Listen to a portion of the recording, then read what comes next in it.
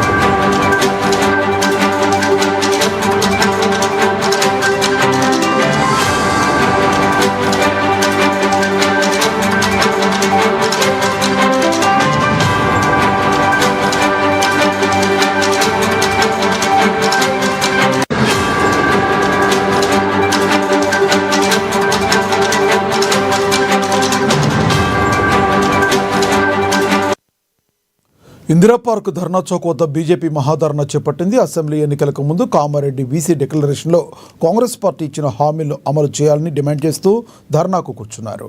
ఇక ఇదే విషయానికి సంబంధించి మరింత సమాచారాన్ని మా ప్రతినిధి భవిత ఫోన్ ద్వారా అందిస్తారు.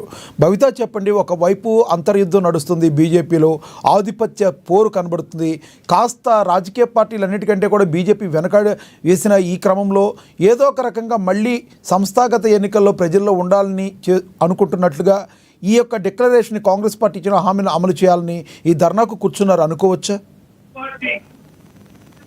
ఈ రాష్ట్రంలో ఉన్నటువంటి బీసీలను మోసం చేసిందో అదే రకమైనటువంటి పంతా ఎంచుకున్నటువంటి కాంగ్రెస్ పార్టీ కూడా ఈ రోజు మరొక్కసారి బీసీలను మోసం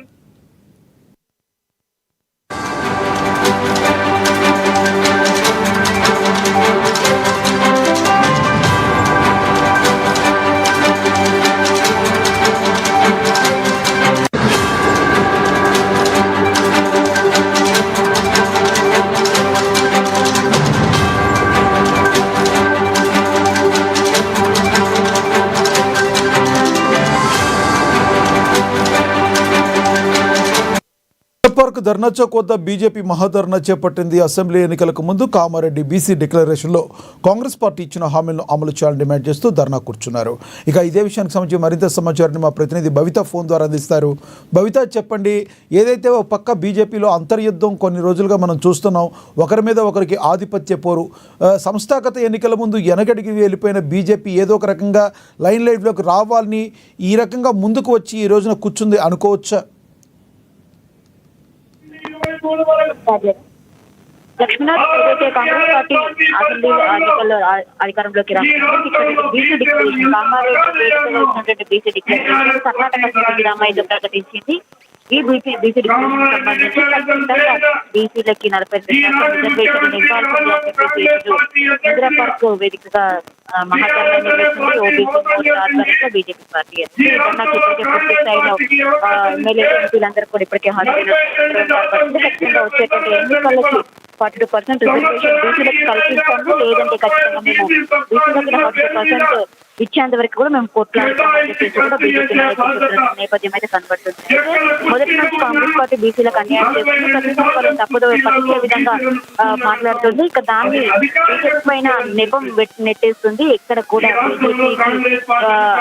బీజేపీ కేంద్ర ప్రభుత్వం ఇక్కడ కూడా బీసీలకి న్యాయం జరిగే విధంగా చూడట్లేదని చెప్పేసి కూడా వాళ్ళు పదే తప్పుదో పట్టించే విధంగా మాట్లాడుతున్న ఉద్దేశం మహాధర్నా నిర్వహిస్తున్నట్టు కనబడుతుంది. గతంలో ఏనాడు కూడా బీసీ డిక్లరేషన్ ప్రకటించినప్పుడు కానీ బీసీలకు 40% రిజర్వేషన్ అంశానికి సంబంధించుకోవచ్చు. గతంలో ఎప్పుడు కూడా 9th షెడ్యూల్ చేర్చాలని చెప్పేసి ఎందుకు సీఎం రేవంత్ రెడ్డి చెప్పలేదు, ఇప్పుడు ఎందుకు 9th షెడ్యూల్లో చేర్చాలనే విషయం ఎందుకు గుర్తుకొచ్చినట్టు కూడా వాళ్ళు నేపథ్యం అయితే కనబడుతుంది. అయితే మొత్తానికి 42% రిజర్వేషన్ సంబంధించిన అంశంలో 42% పూర్తి స్థాయిలో బీసీలకి అమలు పరిస్థితి ఖచ్చితంగా అది కేంద్రం ఒప్పుకుంటుందే తప్ప అందులో మతపరమైన రిజర్వేషన్ ఉన్నంత కాలం కూడా ఇక్కడ కూడా బీజేపీ పార్టీ కావచ్చు, కేంద్ర ప్రభుత్వం కావచ్చు, ఇక్కడ కూడా 42% రిజర్వేషన్ ని ఎక్కడ కూడా యాక్సెప్ట్ చేయబోదు అంటూ కూడా వాళ్ళు వాడుతున్నటువంటి బీసీ 40% కేవలం 32% బీసీలకి 110% మరొకసారి రిజర్వేషన్లు అమలు చేయాలని కాంగ్రెస్ కుట్రపడుతుందని చెప్పేసి బీజేపీ ఆరోపిస్తున్న నేపథ్యం కనబడుతుంది. అయితే ఎట్టి పరిస్థితుల్లో పూర్తి స్థాయిలో 40%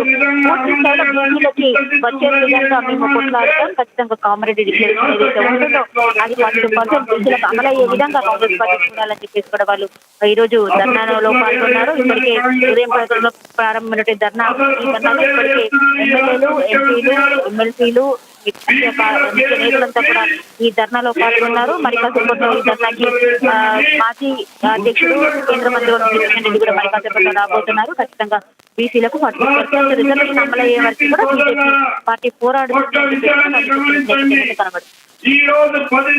రైట్. అయితే భవిత, ప్రధానంగా చూసుకుంటే బీజేపీ పార్టీ ఈ రకంగా ముందడుగు వేయడానికి ప్రధాన కారణం సంస్థాగత ఎన్నికలు అనుకోవచ్చు.